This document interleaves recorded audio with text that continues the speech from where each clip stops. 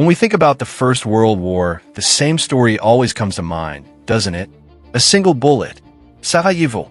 Archduke Franz Ferdinand is assassinated, alliances are triggered, and millions die in the mud. But before we begin, let me ask you something. Did it really all start with a bullet? What if I told you the real spark wasn't a weapon at all? What if it was a checkbook? From London to New York, a small group of bankers gathered in smoke-filled rooms. Papers on the table, pens in their hands, and with today's money, they signed loans worth billions of dollars. Those signatures turned a regional Balkan conflict into the bloodiest catastrophe humanity had ever seen. And do you know what's worse?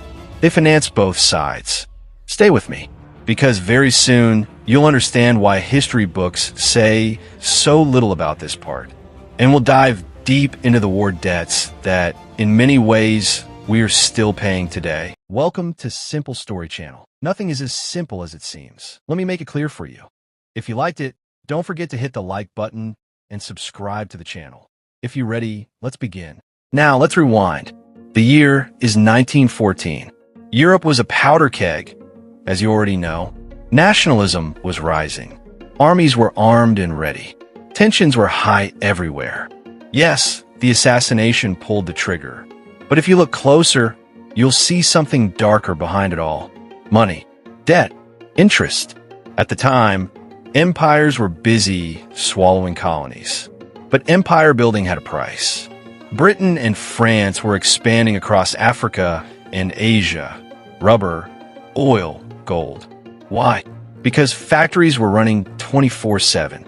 Steel rails, weapons, ammunition. All of it demanded cheap raw materials. But were their vaults actually full? Not at all. Building empires was expensive. Railways through jungles, fortresses in deserts, crushing local resistance. Everything was paid from state treasuries. In other words, debt. And these weren't public debts ordinary people could see. They were private agreements, secured by future colonial taxes and revenues. Germany entered the imperial race late. Its industry was strong, but its colonial empire was small. By 1913, Germany's foreign debt had reached 20 billion marks. It was hungry for raw materials. Russia? Tsar Nicholas II borrowed 6 billion francs from French banks to arm himself against the Ottoman Empire. St. Petersburg had effectively become a puppet of Paris. Russia was borrowing just to keep its empire alive. Austria-Hungary was no different. Sounds like a game of Monopoly, doesn't it? But this debt pyramid was already shaking. And do you know who provided all this money? Not kings, not generals, bankers, the Rothschilds, the Morgans, the great financial houses of the City of London. They lent money with interest, and in return, future taxes and colonial revenues were mortgaged. By 1914, the global economy was like glass. Everything depended on the gold standard. A small shift in gold prices could collapse entire currencies. A crisis, an embargo, a rebellion. The gold standard may sound boring, but it was the financial doomsday machine that locked Europe into war. And the system was already breaking. That's why competition wasn't just about pride anymore. It was about survival. In 1914, Britain controlled 40% of the world's gold reserves. Germany, meanwhile, had drained its vaults to build its navy. When Britain cut off German trade, it wasn't just naval strategy. The goal was to strangle Berlin's financial system. And here's the key point. This financial conflict didn't just make war inevitable. It made war possible. The money was already there.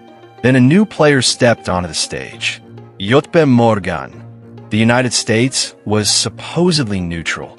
But Morgan's $500 million loan package to the Allies effectively ended that neutrality. Morgan became the purchasing manager of the Allied powers. Weapons, steel, food, billions of dollars worth. Nearly $3 billion in total. And then the moment came. If the Allies lost, those investments would be lost too. And that's when it happened. The United States entered the war. For democracy? Or to keep the ledgers clean? When the war ended, 16 million people were dead. Empires had collapsed. But the banks were still standing, stronger than ever. The war cost $28 billion. Not paid by taxes, but by bonds. So who really won? The Morgans. The Rothschilds. Versailles was not peace. It was a new debt system.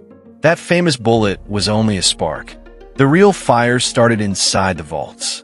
And even today, in every investment, every debt crisis, every so-called economic aid package, you can still see its shadow, because history never truly ends. If you like this narrative, stay with me. History has answers, and those answers are hidden in the darkest rooms of the past. Allow me to illuminate them for you.